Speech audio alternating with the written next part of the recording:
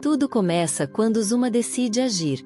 Ela vai atrás de Flora, afirmando, com todas as letras, que quer adotar Samir. O que Zuma não imagina é quem Flora realmente é, e muito menos o que está prestes a acontecer com ela. Além disso, Sandra anuncia um show na rádio, certa de que está no controle. Mas Asdrubal será mais esperto, e fará com que Sandra e Ernesto acabem se dando mal. Uma entra no gabinete decidida, o olhar firme, o coração acelerado. Flora observa os documentos, e se surpreende. Realmente, esse caso é bem inesperado. Pelo que a senhora me explicou, é a dona de um orfanato, e o menor já está com o pai biológico. Por que acredita que a guarda deveria ficar com a senhora? Uma não hesita. Eu cuidei desse menino. Passei anos nutrindo um amor verdadeiro por ele. Mais do que isso, eu conquistei o coração do Samir. Flora pondera, com cautela. Mas ele morava num orfanato. Qualquer casal poderia querer adotá-lo. Uma se exalta. A voz sobe. O orgulho fala mais alto. A senhora pode perguntar a qualquer criança. Ou até a Zenaide, que trabalha comigo. Eu nunca permiti que o Samir fosse adotado. Ela engole seco. E continua. Ele foi criado como se fosse meu filho. As outras crianças tinham inveja da forma como eu o tratava. Flora cruza as mãos, séria. E a senhora acha que pode oferecer a ele a mesma condição que Cândido oferece? Uma se sente atingida, ofendida, ferida no ego. A senhora até me ofende. Acha que meu amor vale menos só porque eu não tenho o dinheiro do Candinho? Flora se desconcerta. Não foi minha intenção ofendê-la. Mas uma criança tem necessidades básicas. Uma respira fundo, tentando se controlar. Claro que eu sei. Sou responsável por um orfanato. Cuido de crianças há muitos anos. O silêncio pesa no ar. Flora reflete, e então decide. Está bem. Vou aceitar o seu pedido. Os olhos de Zuma brilham. Ela se anima, mas a juíza continua. Isso não vai acontecer de uma hora para outra. Cândido é o pai biológico. E ele não se afastou do menino por vontade própria. Uma aperta os punhos. Mas fui eu quem o criou. Samir é quem é por minha causa. Flora mantém a postura. Justamente por isso estou aceitando o pedido.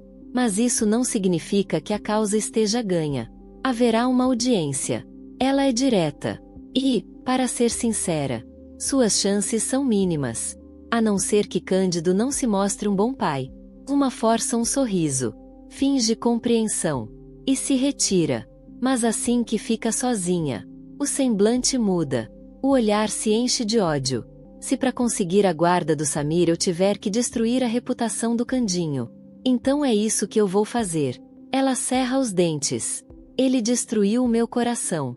Agora merece ter o dele destruído também.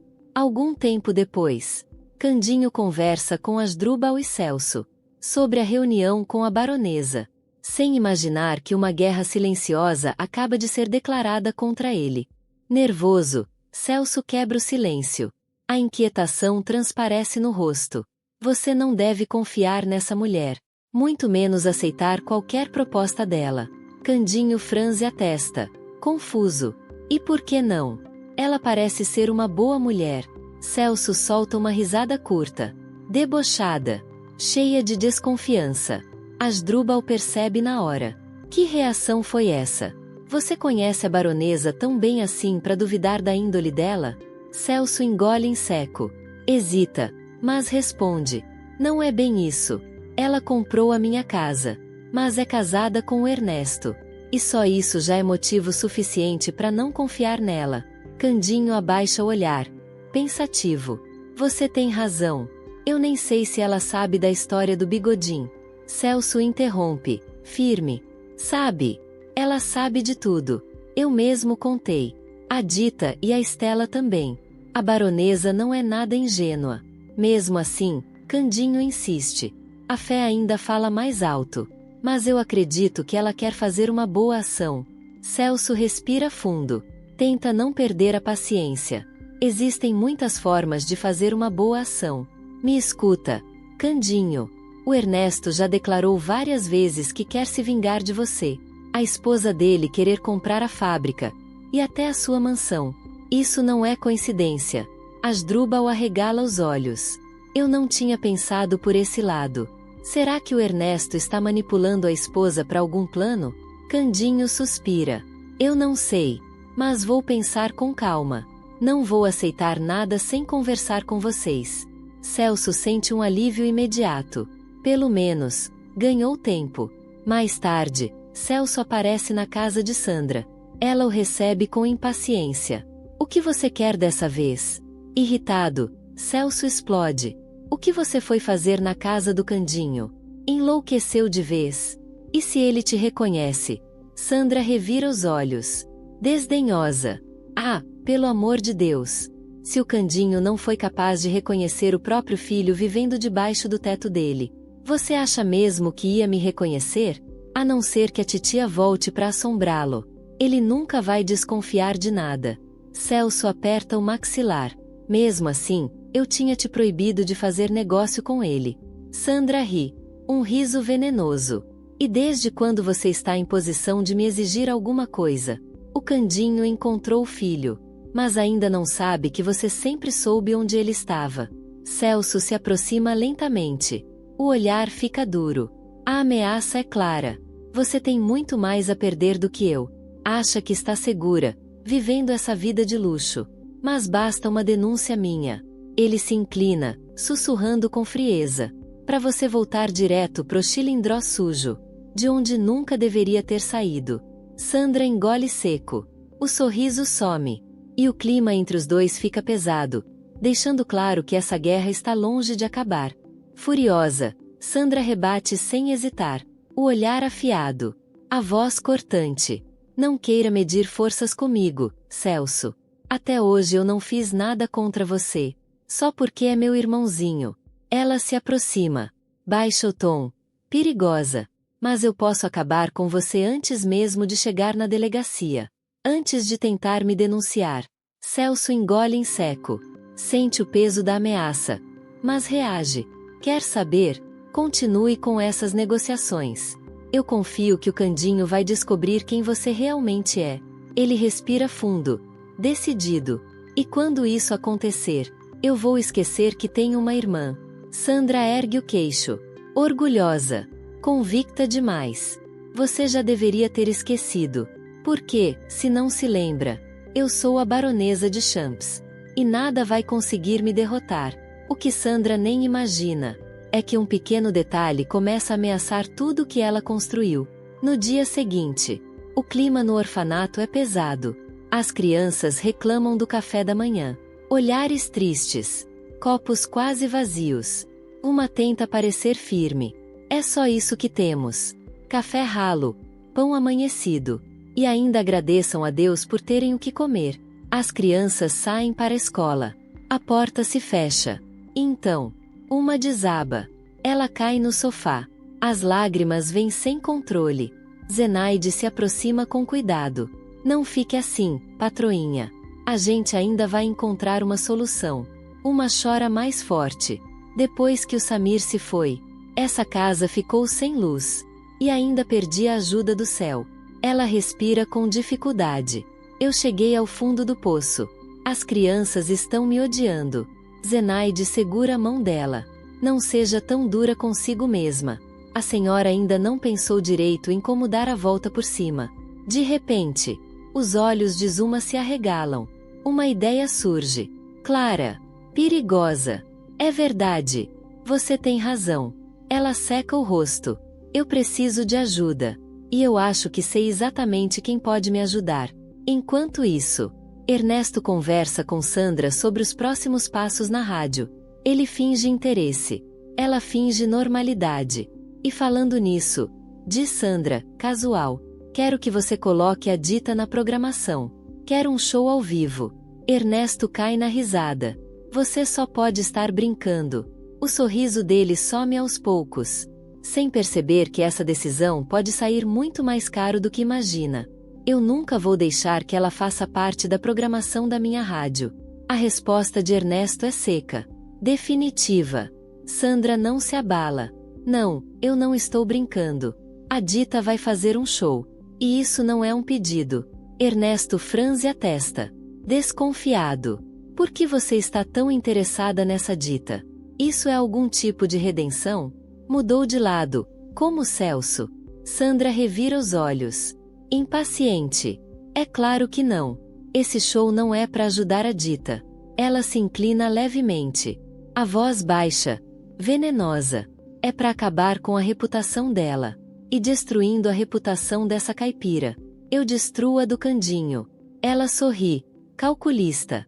E com o Candinho desacreditado, eu aumento minhas chances de comprar a fábrica. E a mansão. Ernesto abre um sorriso satisfeito. Se tivesse explicado assim desde o começo, eu nunca teria pensado que você estava se redimindo. Ele observa Sandra. Você pensa em tudo, não é? Sandra ergue o queixo. Alguém tem que pensar. E o cérebro sempre esteve comigo, não esteve? Nesse instante, uma entra no local sem ser convidada. Sandra se sobressalta. O que você está fazendo aqui? Uma nem olha para ela. Eu não vim falar com você. Vim falar com meu priminho. Ernesto cai na gargalhada. Agora eu sou seu primo? Porque quando eu pedi ajuda, eu era só um encosto, fazendo cara de vítima. Uma respira fundo. Segura a humilhação. Você sabe que eu estou passando por necessidades. Nossa relação nunca foi boa, eu sei. Mas quando você precisou, eu deixei você morar na minha casa. Ela engole seco. Eu só quero um empréstimo. Eu preciso alimentar os meus anjinhos. Não é por mim. É pelas crianças. Ernesto solta uma gargalhada debochada. Ah, faça-me um favor. Eu nunca acreditei nessa sua carinha de cachorro que caiu do caminhão de mudança. Os dois começam a discutir. As vozes se sobrepõem. O clima esquenta. Até que Sandra intervém. Espera. Eu acho que posso ajudar. Ernesto se vira, incrédulo. O quê? Você não vai cair nessa conversa, vai? Sandra mantém a calma. Eu não vou dar dinheiro de graça. Mas você pode me ajudar num plano. Ela olha diretamente para Zuma. Um plano contra o Candinho. Eu quero acabar com a reputação daquele caipira. Os olhos de Zuma brilham. Um sorriso surge devagar. Ora, mas que coincidência. Isso é exatamente o que eu mais quero. Acabar com a reputação do Candinho. As duas se encaram. Um acordo silencioso se forma ali. Elas ainda não percebem. Mas essa aliança pode ser o primeiro passo da própria queda. Mais tarde, Sandra, disfarçada de baronesa, vai até a casa de Candinho. Ele a recebe com educação. Olha, se a senhora quiser falar sobre a compra. Sandra levanta a mão, interrompendo. Não, não. Eu prometi que esperaria o seu parecer. O sorriso dela é suave. Educado demais. E Candinho, sem desconfiar, abre a porta para quem mais deseja derrubá-lo. Hoje eu vim falar com a sua esposa. Dita se assusta. Aponta para si mesma. Comigo. Sandra sorri. Educada demais. Isso mesmo. Vim avisar que meu marido foi muito flexível. E aceitou que você faça um show na rádio. Os olhos de Dita brilham. É verdade mesmo? Claro que é. Responde Sandra, firme. Eu prometi que ia te ajudar. E é exatamente isso que estou fazendo. Candinho e Dita ficam eufóricos. Sorrem. Se abraçam. Eles começam a acreditar que a baronesa é, de fato, uma boa mulher. Sem imaginar que estão caindo direto em uma armadilha. O tempo passa. E chega o dia do show. Tudo será ao vivo. Na plateia. Apenas pessoas importantes. Perto do horário marcado. Uma se aproxima da mansão. O olhar frio. A decisão tomada. Chegou a hora da minha parte do plano. A Dita não vai chegar nesse show. Pouco depois, Dita e Candinho saem apressados. Vamos logo, diz Dita. Senão vamos nos atrasar. Candinho se aproxima do carro. E congela. Esse não. Os pneus tão tudo furado. Dita entra em desespero. O quê? Mas como assim? Antes que possam reagir, uma chuva de tinta despenca sobre Dita. Candinho grita. Olha ao redor. E percebe uma lata estrategicamente posicionada ali. Meu Deus! Dita, em choque, berra. Mas o que é isso? De onde surgiu essa tinta? Candinho tenta manter a calma. Eu não sei. Deve ser alguma pegadinha. Você precisa se lavar, enquanto eu dou um jeito nesses pneus. Mas Dita não aceita. Não. Mesmo suja de tinta. Eu vou fazer esse show. Ela sai correndo pela cidade. Determinada. De longe. Uma regala os olhos. Eu não acredito nisso. Eu preciso avisar a Sandra. Senão o plano vai todo por água abaixo. Momentos depois. Sandra sobe ao palco da rádio. Ela se aproxima do microfone. Confiante. Para quem não me conhece, eu sou a baronesa Sofia Deschamps. Eu estava patrocinando a Dita Ribeiro. O público presta atenção. Mas ela acaba de me trair. Quebra de contrato é algo que eu não admito. Espero que ela nunca mais consiga trabalho algum. Depois desse descaso, o clima pesa. De repente, Dita aparece. Suja de tinta. Da cabeça aos pés. O público se assusta. Sussurros tomam a plateia. Sem se importar com os olhares. Dita caminha até o microfone. Eu tô aqui.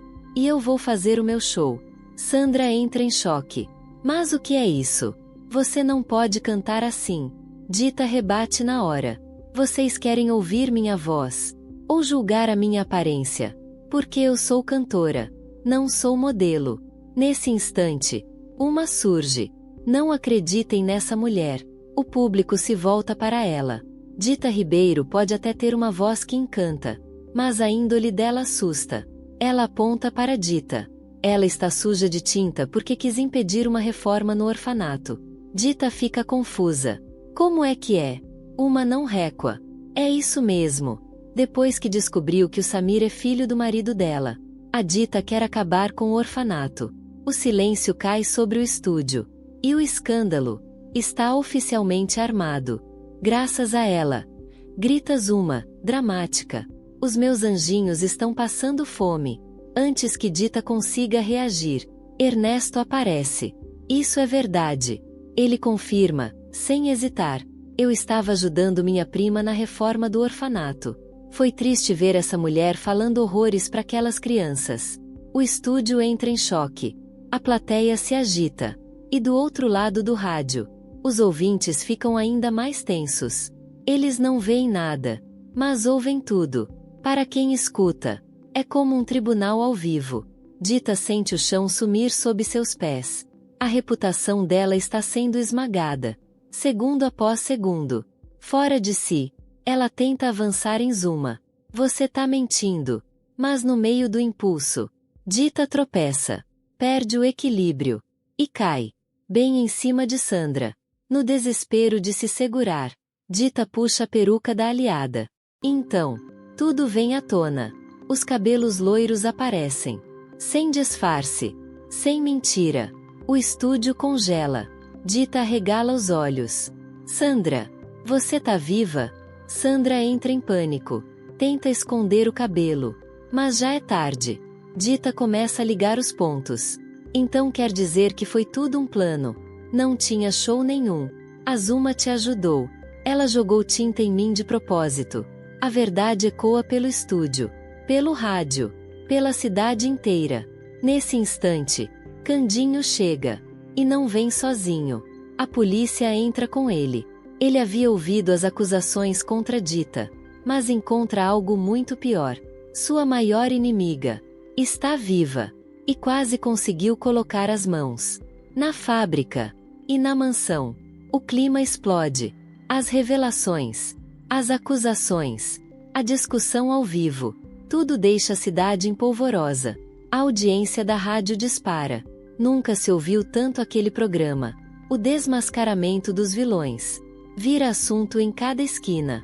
Pouco depois, Sandra, Ernesto e Zuma são presos. Algemados. Derrotados. Expostos. Enquanto isso, Dita e Candinho passam a ser vistos como verdadeiros heróis. A justiça, enfim, fala mais alto. E agora queremos saber de você. Você acha que a Zenaide deveria cuidar do orfanato e das crianças? Que nota, de 0 a 10, Dita e Candinho merecem? Deixe sua resposta nos comentários. Clique no botão de gostei. E continue acompanhando mais vídeos da novela.